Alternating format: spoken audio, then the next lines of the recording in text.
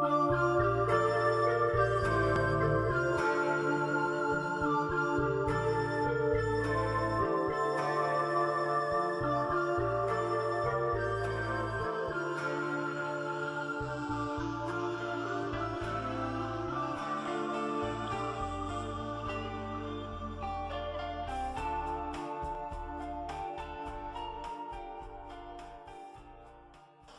so may I ask then, what makes his proclamation, if you will, of the seventh stage, his seventh stage realization, to be the first and the only and the last? Great questions. Well, if we study the great tradition, we can fit, as it were, all the other traditions within his embrace. In other words, you can look at his seventh stage critiques, his seventh stage oriented critiques of and blessings of all the other stages, and they fit within his embrace. In other words, you can't go to Muktananda, great yogic sage realizer, and fit every other piece of spirituality in the history of the world in his embrace. It doesn't work. Even Aurobindo, even some of the great integralists, you cannot fit all of them in that. Lots of it you can fit, but the transcendence of attention, the unsupported nature, the inherent unsupported nature does not exist with that fullness anywhere else. So, in that sense, it is the first. And as he says, his transmission, his spiritual transmission, is not yogic merely. He says, his transmission is at the core. So, each of us, you're at your heart now, as he says, I am the wave of light within your mind that happens to be everything, my love. It's at the core. His transmission is not to bring you up. His transmission is not to have you discern the brilliance of all things or the consciousness of all things. I am the wave of light within your mind that happens to be everything, my love. So the transmission is at the core. Not at the core in the fourth stage, communion, mere devotional way. It's transcendental. He is doing a yoga that we can participate in if we only recognize him. And I am the wave of light within your mind that happens to be everything, my love.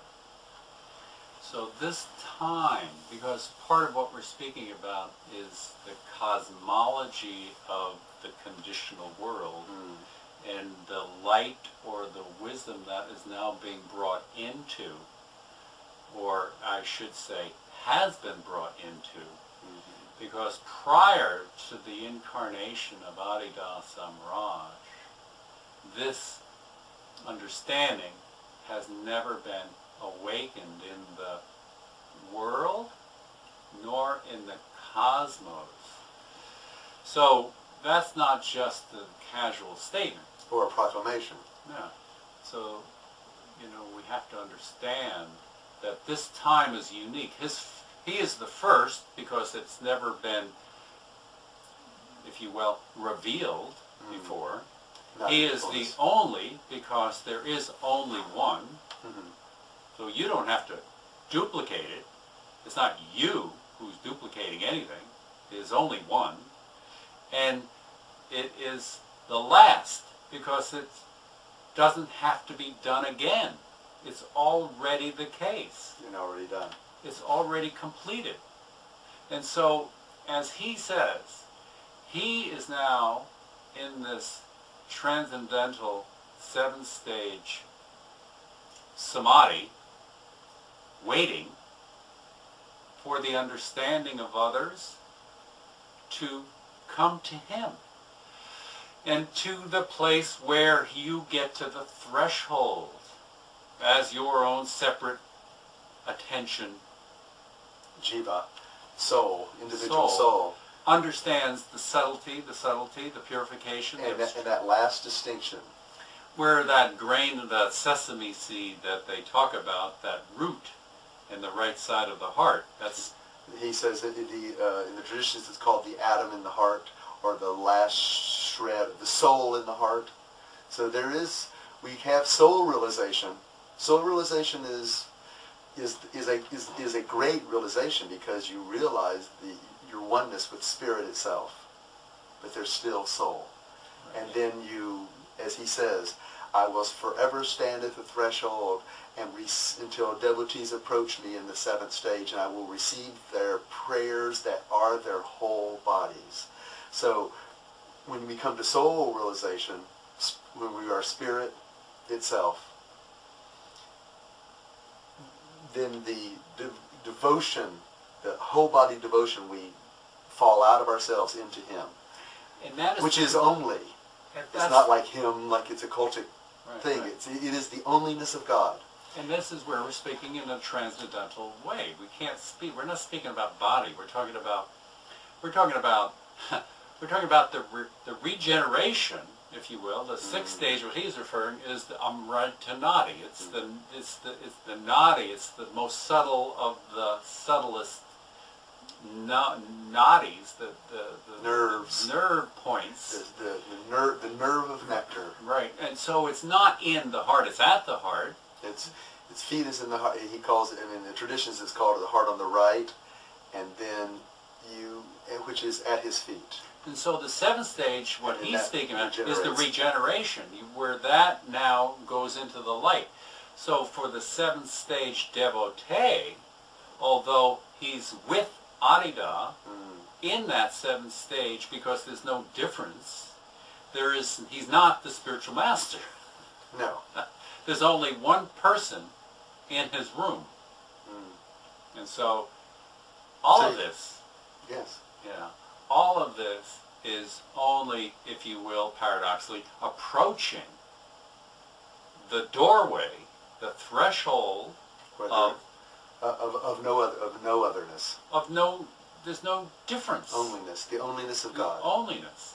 Who he is, and we as he says, as long as the conventions of experience persist, there must be... And they will persist even in the seventh stage, because the seventh stage itself has three phases. Has phases. But he says, even as long as the conventions of experience persist, there must be the way and the realization both. So as long as there seems to be, well, that's over there, I think that is the conventions of experience. So, or even the absorption. Even that. Even the deep absorption of samadhi. If you come out of it. Or you can be deluded, because until the difference between the sixth, the fifth, and the seventh is, and I gotta, you can say it with his words. It's simply the seventh stage of human life is the stage of bodily translation or transfiguration of the total body, mind, and the atomic soul in the infinite radiance of the living God. So what makes the seventh stage different from any other is that the conditional world is seen as the living reality. So there's no distinction between the conditional and the unconditional. That has its root in the unconditional. Those are married, as it were, and that old word for married is sahaj.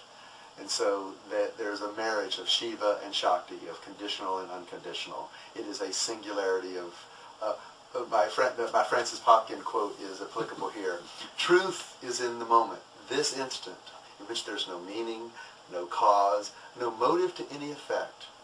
The radiance of the divine mystery is the reality, and all phenomena only test our realization and sufficiency of that. It is neither subjective nor objective relative to this moment. It is the condition of all conditions. It is unspeakable, and it is only. So the realization of truth is unspeakable, and it is only. And this is why Adi Da speaks about it as perfectly subjective. Right. Even as he speaks, it is neither subjective nor objective. And there's the paradox. And yet it is perfectly subjective. So that needs paradoxical ears to hear. Absolutely. Or some understanding, because as he points out, you can only understand him to the degree of your submission, of your sacrifice, of your understanding. Devotional surrender necessarily precedes and coincides with the real. And, we don't want to mentally masturbate this too much. Right. The great secret he is the advantage of devotees. He is the realization in person. He has avatarically brought it to your heart, to our heart, in and as each one of us. It is not different. All we have to do is put our attention on him.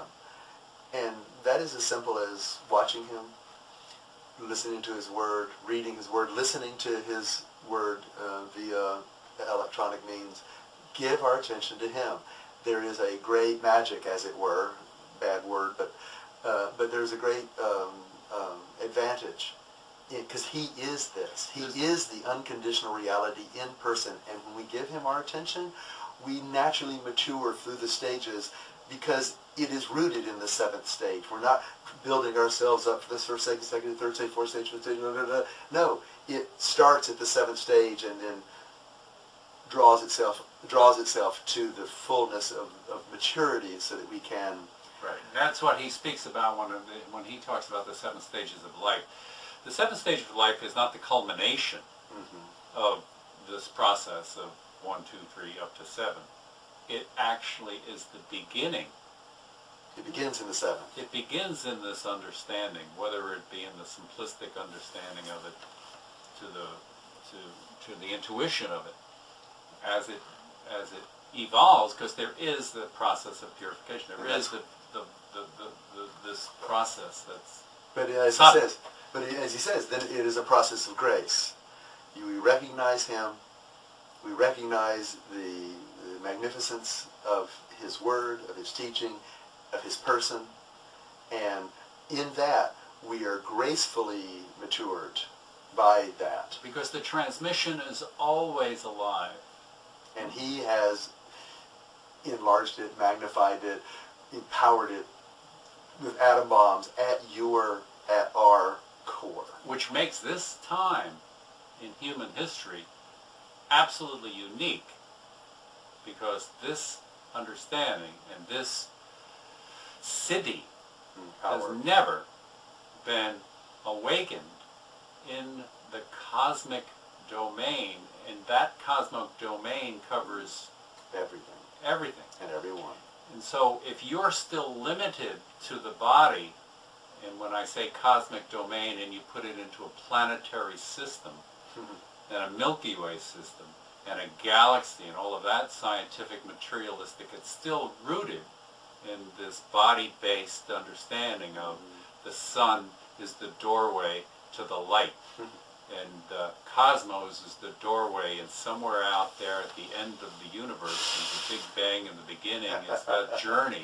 It's still in this bodily-based orientation, where the understanding of the traditions of esoteric yogic and what Adi Da's kind of subtle teaching is about, is that this world is a dream world. It is in consciousness. So this is all a manifestation of consciousness. And he is enlivening even this at its core. So which is great news. It is great. This is really good news. It's the only. All we need to do is recognize him, and not just to see the subtlety of that and figure it all out. It's as he says, it's the walkabout way. You just watch him. Oh my God, that person is different, and then that person becomes not just a person, as the cover of the Dawn Horse Testament shows, the horse with each of its hooves pointing to one of the hallowing signs of God. The first hoof points to the spiritual master in bodily human form. The feet of the guru, right? The second one points to the fire The third points to the heart on the right. The little, or the heart on the right, the third hoof points there, which is the transcendental realization of the sage. And then the fourth hoof points to the transcendental star, or the source condition of all in all. That is what we see when we see even his feet. That is what we see. All of that is somehow germed in any flash recognition, even in any glimpse of him. And then how much we realize this is the degree of our maturation and submission to him. I don't want it to sound cultic. I don't want it to sound force-stagey in the sense of, oh, my guru is really cool and I love him. You know, it's bullshit. It is recognition of him, and through these four forms.